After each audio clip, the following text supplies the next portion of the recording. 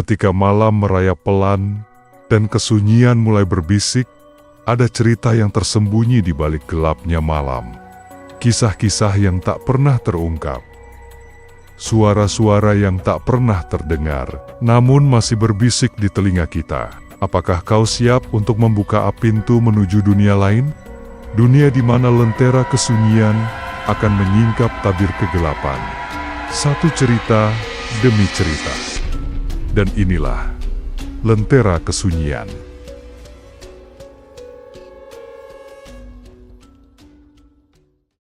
Jakarta Barat, 2023. Gedung itu berdiri megah di tengah kawasan bisnis yang sedang berkembang pesat. Bangunan berwarna abu-abu gelap dengan koke-kaka reflektif yang membentang dari lantai dasar hingga puncaknya. Di balik keindahan arsitekturnya, terdapat cerita kelam yang mulai tersebar secara bisik-bisik oleh para pekerja yang sempat mengerjakannya dan kini oleh mereka yang bekerja di dalamnya. Gedung itu dikenal sebagai Menara Sentosa, sebuah proyek ambisius milik perusahaan pengembang besar, PT Gra Adibrata. Dirancang untuk menjadi pusat perkantoran modern, pembangunannya memakan waktu hampir 5 tahun. Namun, dari tahun pertama konstruksi, sudah banyak yang ganjil terjadi. Lantai 11. Lantai paling atas itu seharusnya menjadi kantor eksklusif untuk para direksi dan ruang rapat besar. Namun anehnya, hingga kini, lantai itu belum pernah digunakan. Lift tidak pernah berhenti di sana, dan pintu tangga ke lantai itu selalu terkunci. Bahkan, para staf keamanan yang berjaga malam dilarang untuk mengecek lantai itu sendirian. Adalah Edo, seorang pria berusia 30-an, kepala keamanan yang baru ditugaskan 3 bulan lalu di Menara Sentosa. Sebelumnya, ia bekerja di sebuah apartemen mewah di daerah Sudirman. Ia dikenal disiplin, skeptis terhadap hal-hal gaib, dan tidak mudah terpengaruh omongan rekan-rekannya. Tapi, sejak ditempatkan di Menara Sentosa, sikapnya mulai berubah. "Pak, saya izin pindah shift ke pagi saja." "Ya," kata Randy, salah satu satpam junior. Suatu malam, "Kenapa?" tanya Edo, tanpa mengalihkan pandangannya dari monitor CCTV. Randy ragu-ragu. Tiap malam, ada suara langkah di tangga darurat yang ke lantai 11. Padahal gak ada siapa-siapa di lok kunjungan. Edo hanya menatapnya dengan ekspresi sinis. "Kamu halu." Namun malam itu, suara langkah tersebut benar-benar terekam di CCTV. Dari kamera di tangga darurat, terlihat sosok samar bergaun putih berjalan naik perlahan ke lantai 11. Langkahnya pelan, nyaris menyeret kaki. Namun anehnya, tidak ada sosok yang turun kembali. Edo mengulang rekaman itu berkali-kali. Wajahnya mulai pucat. Hari-hari berikutnya mulai terasa berbeda. Beberapa karyawan mengeluhkan suhu ruangan yang mendadak dingin, menusuk tulang terutama jika mereka bekerja lembur di atas jam 9 malam. Lampu-lampu di koridor sering berkedip, dan lift kadang berhenti sendiri di lantai 11. Padahal, tombolnya tidak pernah ditekan. Suatu malam, Winda, seorang staf marketing, sedang menyusun laporan bulanan. Ia sendirian di lantai 9 karena rekan-rekannya sudah pulang. Saat tengah mengetik, layar laptopnya tiba-tiba berkedip dan mati. Saat menyalakan ulang, muncul satu folder baru di desktopnya bernama L11. Tumbal. Dengan tangan gemetar, ia klik folder tersebut. Di dalamnya hanya ada satu video berdurasi jam 0:11. Ia tekan play. Di layar muncul rekaman seorang pria berhelm proyek sedang berdiri di pinggir bangunan lantai tertinggi. Angin kencang berhembus, kamera bergoyang, lalu suara berat seorang laki-laki terdengar. Yang pertama, sudah cukup. Tapi, mereka janji. 11. Lalu pria itu melompat. Winda menjerit dan langsung lari ke lobi. Ketika diperiksa keesokan harinya, folder itu tidak ditemukan lagi di laptopnya. Bahkan bagian IT kantor tidak menemukan jejak file yang pernah dibuat. Beberapa hari setelah kejadian folder misterius di laptop Winda, suasana kantor di Menara Sentosa berubah. Beberapa staf memilih bekerja dari rumah. Para office boy mulai menolak naik ke lantai atas jika sudah lewat maghrib. Sementara itu, Edo, kepala keamanan, mulai menyusun catatan-catatan kecil yang ia temukan sendiri dari CCTV dan buku log. Ia merasa terganggu. Bukan hanya karena penampakan di CCTV, tapi karena lift kerap membuka sendiri di lantai yang, menurut sistem, tidak aktif. Lift berhenti di lantai ke-11. Tapi begitu pintunya terbuka, yang terlihat hanya lorong gelap. Tidak ada lampu, tidak ada suara, hanya kosong dan bau anyir yang menusuk. Malam itu, Edo memutuskan untuk naik lewat tangga darurat. Ia membawa senter besar dan HT yang selalu menyala. Ia ingin membuktikan bahwa semua ini hanya ilusi atau sabotase dari seseorang. Langkah demi langkah ia hitung. Lantai 7, lantai 8, 9, 10. Sesampainya di tangga menuju lantai 11, ia mendapati pintu besi yang tak terkunci. Padahal selama ini, semua orang bilang pintu itu dikunci dan disegel. Perlahan, Edo membuka pintu itu. Lorong di baliknya sangat gelap. Dinding-dinding belum dicat sempurna, masih kasar dengan beton terbuka. Seperti lantai itu belum pernah selesai dibangun. Tapi, bagaimana bisa? Bukankah dalam blueprint gedung, lantai 11 adalah ruang kantor direksi dengan kaca keliling dan pencahayaan mewah? Lalu, Edo melihat sesuatu. Di dinding pojok ruangan yang gelap itu, ada coretan merah samar seperti bekas darah kering. Tulisan itu tergurat dengan kasar, bukan hanya satu, tapi 11 tumbal. Jangan dilanggar. Edo mundur perlahan. Saat itulah hati di pinggangnya menyala sendiri. Tumbal 7, baru 7, kurang. Suara serak itu bukan suara siapapun dari timnya. HT lalu mati total. Edo lari turun. Sesampainya di lantai bawah, ia langsung membuka dokumen proyek bangunan yang sebelumnya pernah dikirimkan via email saat hari pertamanya bekerja. Ia periksa ulang blueprint lantai 11. Dan di situ, ia menemukan kejanggalan baru. Lantai 11 tidak pernah memiliki izin bangunan dari Dinas Tata Kota. Semua dokumen hanya mencantumkan gedung 10 lantai. Lalu dari mana datangnya lantai ke-11? Beberapa hari kemudian, Edo menemui salah satu mandor proyek pembangunan gedung yang kini sudah pensiun, Pak Yadi. Pria tua dengan tangan gemetar dan mata yang selalu tampak waspada.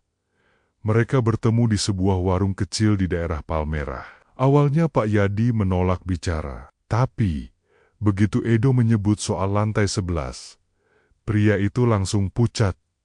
Itu lantai yang gak boleh ada, tapi didesak harus tetap dibangun. Kenapa? Karena si pemilik proyek almarhum, Pak Gunawan pernah datang bawa orang pintar. Katanya, biar gedung kuat dan lancar, perlu ditanam tumbal di struktur fondasi dan puncaknya. Lantai 11 dijadikan tempat ritual terakhir. Tumbal? Iya. Mereka panggil orang-orang jalanan, gelandangan, beberapa buruh yang katanya menghilang, dibilang kabur. Tapi, saya tahu, mayatnya ditanam di tiang panjang. Pak Yadi berhenti sejenak. Napasnya mulai berat. Cuma belum sampai 11 orang. Proyek keburu selesai. Dan Pak Gunawan meninggal mendadak, katanya stroke. Tapi mukanya pas dikafani. Katanya matanya membelalak kayak orang ketakutan. Edo terdiam. Tangan gemetar. Ia mulai paham bahwa semua kejadian aneh itu bukan sekadar gangguan biasa. Malam itu, Satuan Keamanan kehilangan satu orang petugas. Bayu, Satpam Shift malam. Ia terakhir terlihat mengecek suara dari tangga darurat lantai atas. Namun sejak pukul 2 pagi, HT-nya mati, dan ia tidak kembali. Ketika Edo dan tim mencari keesokan paginya, HT Bayu ditemukan tergeletak di tangga menuju lantai 11, terbungkus debu dan bercak darah kecoklatan. Tapi Bayu sendiri tidak ditemukan, bahkan hingga laporan polisi dibuat. Yang mengerikan, di CCTV, terlihat pintu lift terbuka sendiri di lantai 11. Sosok Bayu tampak berjalan masuk, lalu lampu lift mati. Saat menyala lagi, lift kosong, seolah Bayu menghilang di udara. Dan di pagi harinya, lorong kantor lantai 9 dipenuhi tulisan dengan spidol merah yang sebelumnya tidak ada. Tumbal 8 sudah diambil. 3 lagi. Setelah hilangnya Bayu, suasana di Menara Sentosa berubah drastis. Banyak pegawai mulai mengajukan resign. Bahkan beberapa perusahaan penyewa ruangan mulai memindahkan operasional mereka ke gedung lain. Isu bahwa gedung ini berhantu mulai menyebar di media sosial. Meski tidak terang-terangan disebutkan, beberapa akun anonim di Twitter menyebutkan bahwa lantai 11 adalah sumbernya. Edo tahu bahwa waktu semakin menipis. Setiap malam terasa lebih berat. Setiap orang yang menyentuh lantai 11, bahkan sekadar lewat lorong tangganya, selalu mendapat mimpi buruk yang sama. Tubuh mereka ditarik ke dalam beton basah. Wajah-wajah pucat dengan mata membusuk menatap dari bawah tanah. Dan suara lirih yang berbisik, belum genap 11. Edo akhirnya menghubungi seorang paranormal yang pernah menangani kasus di salah satu hotel tua di Cisarua. Namanya Mbah Rono, seorang lelaki renta, namun wajahnya penuh ketenangan. Ia datang mengenakan pakaian serba putih dan membawa buntelan kain hitam berisi kemenyan, keris kecil, dan segenggam tanah dari kuburan. Saat mereka berdiri di tangga menuju lantai 11, Mbah Rono hanya menatap pintu besi tua itu, tanpa menyentuhnya. Ini bukan sekadar tempat angker. Ini ruang dijadikan altar. Apa bisa dibersihkan, Mbah? Tanya Edo. Bisa, tapi bayarannya berat. Bayaran? Uang? Mbah Rono menggeleng pelan. Bukan. Harus ada yang mengakhiri perjanjian awal. Karena gedung ini dibangun atas perjanjian darah. Dan darah pula yang harus menutupnya. Malam itu, pengusiran dimulai. Mbah Rono membakar kemenyan di 4 sudut lantai ke-11. Ia menggambar simbol kuno di lantai, menggunakan campuran arang dan minyak jelantah. Lalu mengumandangkan mantra berbahasa Jawa kuno yang bahkan Edo tidak mengerti. Angin mulai berembus dari lorong. Padahal semua jendela tertutup rapat. Lalu terdengar jeritan panjang dari dalam dinding. Dinding itu berdetak. Seperti ada sesuatu dari dalam yang ingin keluar. Mbah Rono mulai gemetar. Ia menggenggam kerisnya erat-erat. Cepat keluar! Aku tak sanggup menahannya kalau sudah bangun. Tapi terlambat. Lampu padam, lantai bergetar. Dan dari sela-sela dinding beton mulai merembes cairan hitam pekat seperti darah basi. Aroma busuk menyengat. Terlalu menyengat. Dari tengah lorong, perlahan muncul sosok wanita berambut panjang, mengenakan baju proyek berlumuran semen. Wajahnya tanpa mata, hanya lubang hitam yang mengalirkan darah. Di belakangnya, bayang-bayang lain bermunculan. 8. Kami belum selesai. ZREAAK. Semua lampu menyala bersamaan dan meledak. Edo jatuh pingsan. Mbah Rono terlempar ke dinding. Tubuhnya membentur keras dan tak sadarkan diri. Pagi harinya, mereka ditemukan oleh petugas kebersihan yang baru tiba. Lantai 11 kembali kosong, tapi bercak darah tertinggal di dinding dan lantai. Saat ditanya, Edo hanya bisa berkata satu hal. Mereka menolak pergi, karena tumbalnya belum lunas. Setelah kejadian itu, Perusahaan pemilik gedung memutuskan untuk menutup lantai 11 secara permanen. Mereka memasang plat besi di pintu tangga darurat dan menghapus lantai tersebut dari daftar tombol di lift. Tapi masalahnya, penampakan tidak berhenti. Justru semakin sering terjadi. Seperti sesuatu di lantai 11 marah karena dipaksa dikurung. Winda, yang sempat melihat folder video misterius, ditemukan histeris di toilet kantor. Di dinding, ia mencoret-coret dengan lipstik. Mereka masih hitung satu persatu, dan aku nomor 9.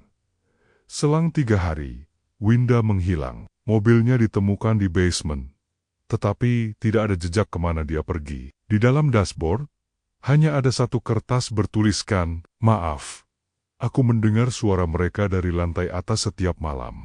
Kini, Edo tahu bahwa mereka harus menghentikan semuanya dari akarnya. Ia mulai menyusun ulang daftar nama pekerja proyek yang meninggal secara misterius saat pembangunan. Ia menemukan 7 nama, ditambah Bayu, dan kemungkinan besar Winda, total 9. Tinggal 2 lagi. Namun, siapa yang akan menjadi tumbal X dan ke-11? Atau apakah semua orang di dalam gedung itu sedang dalam daftar? Setelah Winda menghilang, hanya menyisakan tulisan aku. Nomor 9, ketakutan semakin merasuk ke seluruh penjuru gedung. Tak hanya karyawan, bahkan teknisi cleaning service, hingga manajer gedung mulai angkat kaki. Hanya Edo yang bertahan. Ia merasa sudah terlalu dalam, dan menyerah sekarang berarti membiarkan 2 nyawa lagi diambil. Termasuk mungkin dirinya. Ia kembali menyisir dokumen lama yang sempat dikopi dari server internal saat malam mula-mula lembur di ruang pengawas. Di antara puluhan folder proyek dan pengeluaran, ia menemukan satu dokumen PDF yang tidak berlabel. Saat dibuka, judulnya sederhana, Fondasi ke-12. Edo mengernyit. Gedung ini hanya punya 11 lantai. Lalu kenapa dokumennya menyebut angka 12? Ia membaca cepat. Dokumen itu bukan blueprint, bukan juga laporan. Isinya seperti catatan pribadi. Tanah yang kami beli, awalnya milik sebuah punden lama, tertutup ilalang, tidak tercatat di peta tata ruang. Kami sudah membayar banyak untuk menyingkirkannya secara cepat. Namun saat ekskavasi dimulai, alat berat kami patah 3 kali. Operator yang menggali fondasi sempat melihat wajah besar muncul dari lumpur hitam, katanya menyerupai manusia, tapi terlalu panjang dan terlalu banyak mata. Orang pintar yang kami undang menyarankan satu hal. Kurung makhluk itu dengan dinding semen dan beri tumbal agar kekuatannya tak menembus bangunan. Tumbal harus 11, 7 di dasar, 4 di puncak. Jika tidak genap, dia akan merangkak naik. G. Surapranata, K. Co. PT Gra Adibrata. Edo menyadari satu hal mengerikan. Lantai 11 bukan puncak, melainkan penutup dari segel di dasar bangunan. Makhluk itu, penjaga tanah seperti disebut dalam catatan itu, masih ada, dikurung di bawah menara Sentosa. Dan selama tumbal belum genap, ia akan terus mencari tubuh untuk ditarik ke dalam fondasi. Edo menyalakan kamera CCTV bawah tanah, basement level 3. Di sana, di antara saluran pembuangan dan ruangan genset, ia melihat genangan lumpur besar di pojokan. Sesuatu bergerak pelan di sana, seperti tangan, tapi terlalu panjang. Tumbal ke-10 datang tak lama kemudian. Namanya Pak Fadli, staf pengelola gedung yang baru bergabung 2 minggu. Ia sempat curhat ke security bahwa setiap malam ia mendengar suara tangisan dari plafon kantornya di lantai 6. Saya kira tikus, Mas Edo, tapi tangisannya kayak perempuan, dan kadang nyanyi. Suaranya lembut, tapi menyakitkan. 2 hari kemudian, Pak Fadli tidak pulang. Istrinya melapor ke polisi. Dan satu-satunya petunjuk adalah CCTV yang menunjukkan Pak Fadli menaiki tangga menuju lantai 11. Jam 2:03 dini hari, mengenakan pakaian lengkap. Ia tidak pernah turun lagi. Di lorong lift keesokan harinya, tertulis dengan cat merah di dinding kaca. 10 sudah, sisa 1. Lalu fondasi akan terbuka. Edo tidak tidur 3 hari. Berturut-turut, ia memasang kamera tambahan ke arah pintu tangga darurat. Memantau semua lantai, mencatat suhu tiap jam. Tapi satu malam, semua kamera mati bersamaan. Lalu email otomatis masuk ke laptopnya. Subjek, penerima terakhir. Lampiran, foto diri Edo.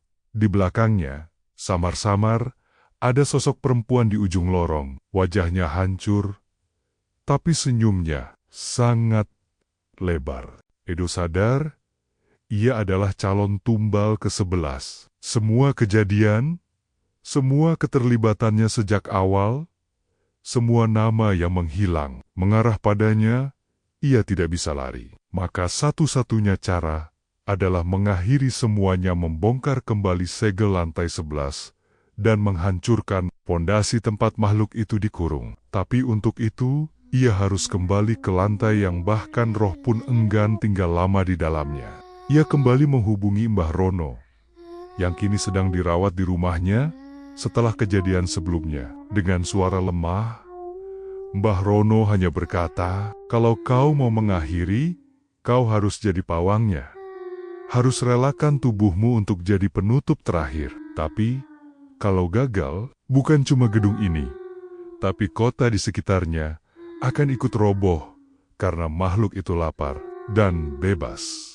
Hujan deras mengguyur Jakarta malam itu. Langit kelabu seolah menekan kota. Menara Sentosa terlihat seperti menara tunggal di tengah kehampaan karena semua gedung di sekitarnya telah menutup operasi. Tak ada lampu menyala kecuali satu cahaya redup di lantai 11. Edo berdiri di depan pintu tangga darurat, mengenakan jaket tebal, membawa sebuah palu besar dan botol berisi minyak tanah. Di dalam tas punggungnya, ia menyimpan benda terakhir yang ia temukan dalam berkas catatan proyek sebuah potongan kayu jati tua. Konon, berasal dari tiang punden yang dulu berdiri di tanah ini. Saat ia mendorong pintu tangga ke lantai 11, hawa dingin menyambutnya seperti embusan dari dalam kubur. Udara di sana seperti tak bergerak, seolah waktu beku. Lorongnya sepi, lampu berkedip pelan, dan di ujung koridor terlihat pintu tua yang tidak pernah ada sebelumnya. Pintu kayu, Edo mendekatinya perlahan. Di permukaan pintu itu terukir angka 11 dengan goresan seperti kuku. Ia mengetuk pelan. Tidak ada jawaban. Namun saat ia menyentuh gagangnya, pintu terbuka sendiri. Ruangan di baliknya tidak seperti ruang kantor biasa. Tidak ada dinding semen. Tidak ada plafon, yang ada hanyalah lorong gelap panjang dengan dinding tanah liat.